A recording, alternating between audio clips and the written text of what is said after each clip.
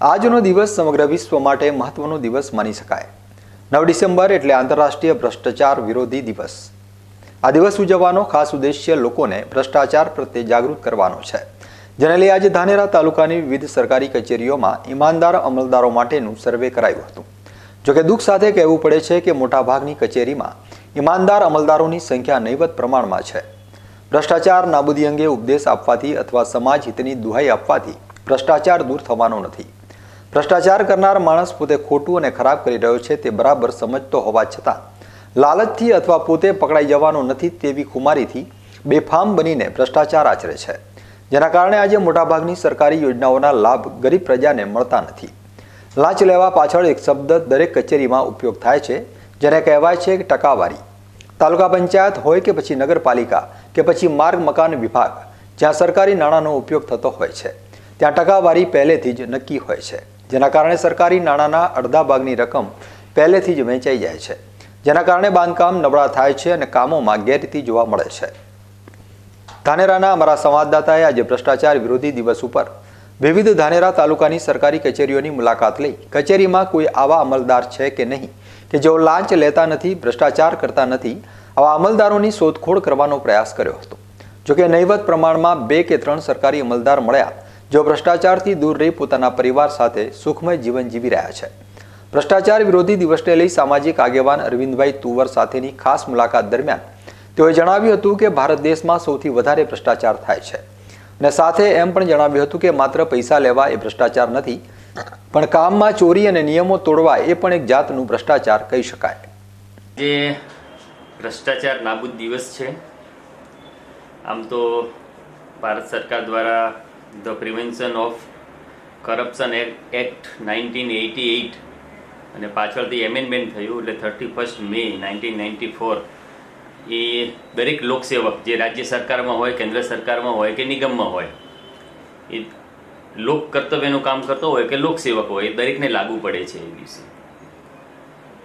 પણ આ દૂષણ જે છે ભ્રષ્ટાચારનું એ આપણા દેશમાં નહીં પણ સમગ્ર વિશ્વમાં છે, પણ આપણા દેશમાં થોડુંક વધારે પડતું છે। આપણે વિચારીએ કે ભ્રષ્ટાચારને નાબૂદ કઈ રીતે કરવો, તો એ કોઈ એક પક્ષથી નથી થતો। ભ્રષ્ટાચારમાં બંને પક્ષ સામેલ હોય છે, આપવાવાળો અને લેવાવાળો બંને।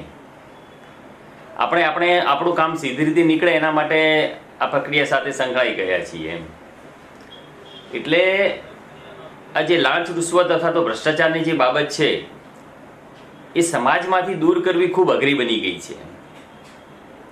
જોકે હું તો એવો માનું છું કે માત્ર ને માત્ર સરકારી અધિકારીઓ કે નિગમના કર્મચારીઓ કે બીજા બધા લોકો જ ભ્રષ્ટાચાર કરે એવું નથી, પણ આપણે પણ ક્યાંક ને ક્યાંક આમાં સામેલ થયા છીએ। આપણે માત્ર ને માત્ર આટલી નાની સીમિત વ્યાખ્યા ન કરતા ભ્રષ્ટાચારની થોડીક વિશેષ વ્યાખ્યા કરવી જોઈએ। ક્યાંક ને ક્યાંક આપણે ટ્રાફિકના નિયમોનું પાલન ના કરતા હોઈએ એ પણ એક જાતનો ભ્રષ્ટાચાર છે। ક્યાંક ને ક્યાંક આપણે ગંદકી કરતા હોઈએ છીએ, ક્યાંક ને ક્યાંક આપણે પાણીનો ખૂબ બગાડ કરીએ છીએ। તો આવી જે નાની નાની બાબતો છે, ઘણીવાર આપણે આપણા કામમાં પરફેક્ટ નથી એમ। આપણને જે પણ કંઈ કામ સોંપવામાં આવ્યું હોય એ કામમાં પણ આપણે કામની ચોરી કરતા હોઈએ છીએ। તો આવી ઘણી બધી બાબતો છે કે જે આપણને પણ લાગુ પડે છે। તો આ દેશની અંદર થોડીક એ દિશામાં પણ ચર્ચા થવી જરૂરી છે કે જેથી કરીને આપણે આપણા દેશમાંથી આ ભ્રષ્ટાચાર નિર્મૂલન કરી શકીએ। પણ હજી મને એવું લાગે છે કે સમાજની નજરમાં એ એટલો ગુનેગાર નથી, તિરસ્કૃત નથી, એટલા માટે પણ આ દૂષણ વધારે ફેલાયેલું છે। જો સમાજ એ દિશામાં વિચારતું થશે કે ભાઈ માત્ર કાયદાની દ્રષ્ટિથી નહીં પણ સામાજિક દ્રષ્ટિથી પણ એ ગુનેગાર છે, તો મને લાગે છે કે ભ્રષ્ટાચારનું પ્રમાણ ખરેખર ઘટી જશે।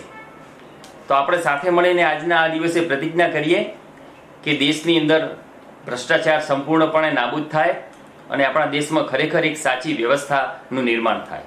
ધન્યવાદ। ખરેખર તો પ્રાથમિક શિક્ષણથી એક ઈમાનદાર નામનું પુસ્તક પણ હોવું જરૂરી છે, જેના કારણે વ્યક્તિ બાળપણથી જ ઈમાનદારીના ગુણ શીખી શકે।